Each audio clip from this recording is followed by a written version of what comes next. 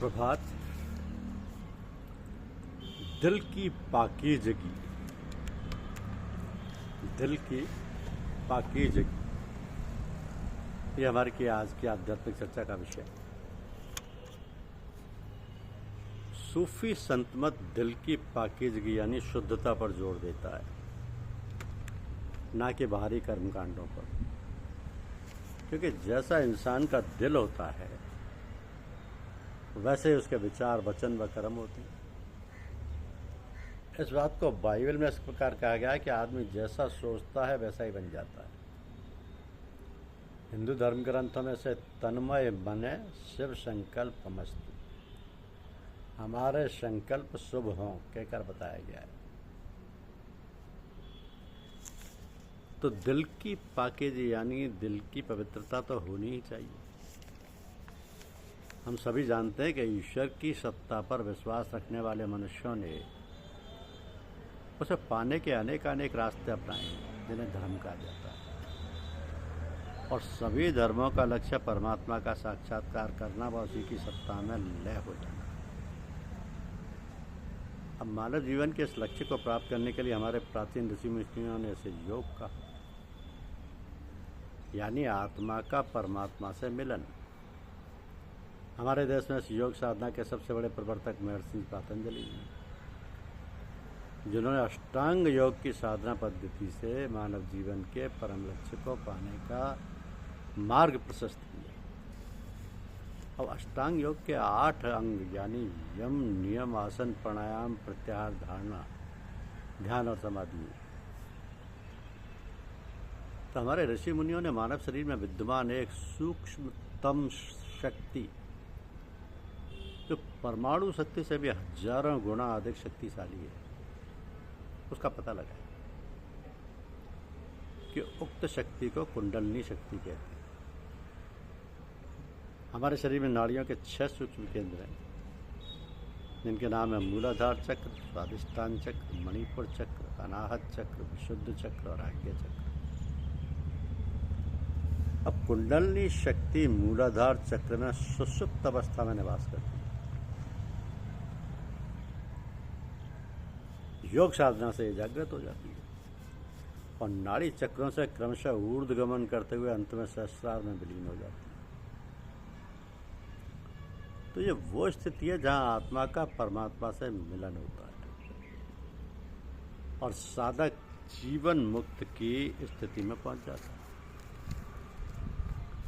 जब कुंडलिनी शक्ति सहस्त्रधार में पहुंच जाती है तो साधक को ऐसी सामर्थ्य और आध्यात्मिक शक्ति प्राप्त हो जाती है कि वह केवल अपनी इच्छा शक्ति से अपने संपर्क में आने वालों की कुंडलिनी शक्ति को बिना उक्त व्यक्तियों के किसी योग साधना के जागृत कर देता है।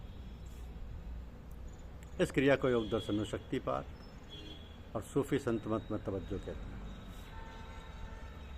तो ऐसे होता है जैसे किसी शक्तिशाली चुंबक के संपर्क में जब कोई लोहे का टुकड़ा लाया जाता है तो बिना स्पर्श के ही उसमें चुंबक के गुण आ जाते हैं। अपने देश के प्राचीन इतिहास के अध्ययन से ज्ञात होता है कि हमारे ऋषियों मुनियों ने ईश्वर प्राप्ति के लिए जो योग साधना और तपस्या की वो केवल गिने चुने आश्रमों, गुरुकुलों, कंदराओं, गुफाओं तक ही सीमित होकर रही।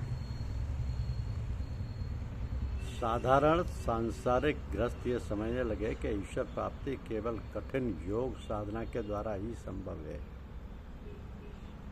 तत्पश्चात परमात्मा की असीम दया कृपा से अरब से सूफी संतों का सौभाग्यवान हमारे देश में हुआ, जिन्होंने हमारे ही प्राचीन ऋषियों मुनियों की उस गुप्त ब्रह्म विद्या को सहज एवं सरल रूप में लोगों के बीच रखा, जिसकी ओर हजारों लोग आकृष्ट और लाभ उठाने लगे। उक्त सूफी संत मत की कुछ खास विशेषताएं होती हैं, जैसे उसके 3 स्तंभ। सूफी संतमत की साधना के 3 मुख्य स्तंभ हैं, वो सतगुरु, सतनाम, सत्संग।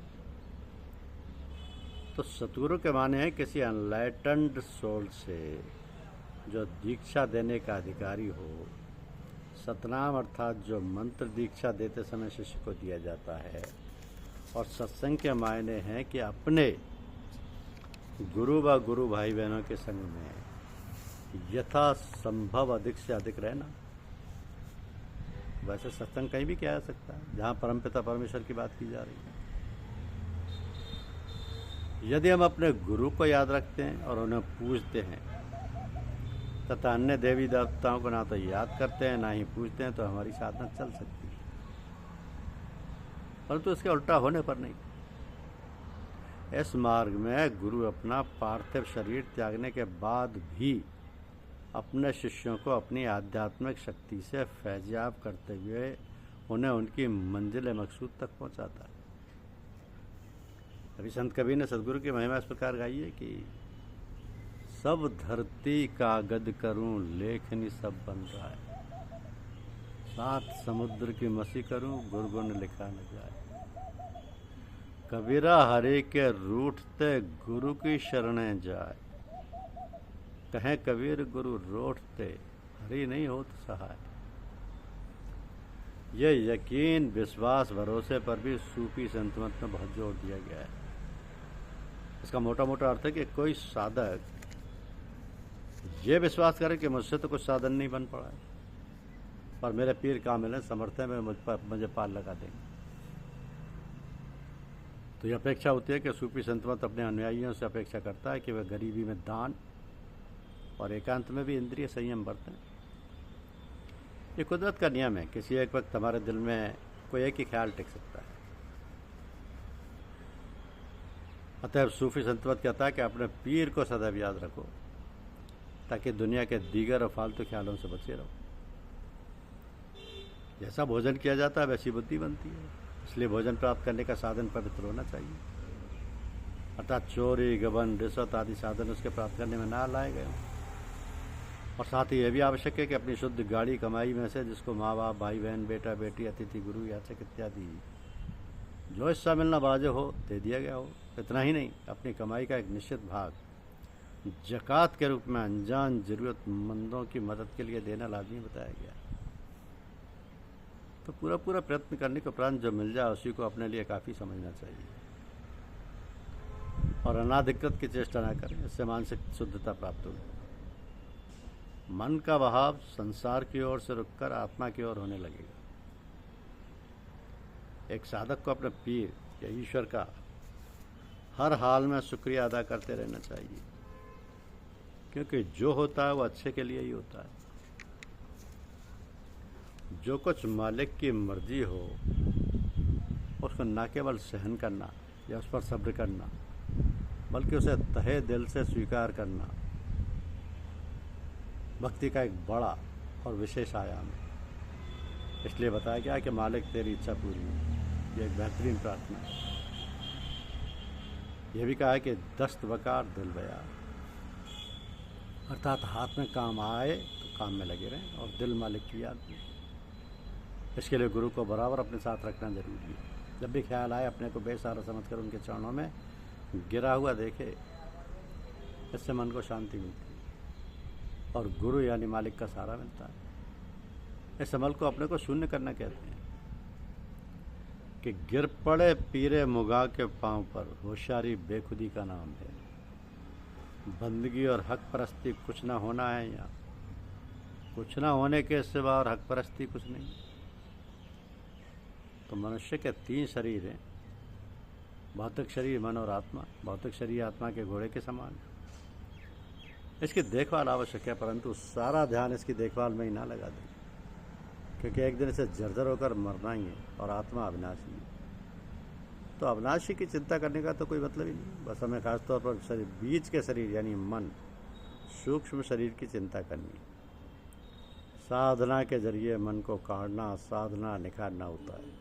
सद्गुरु सतनाम और सत्संग इस मन की ही तालीम के साधन है।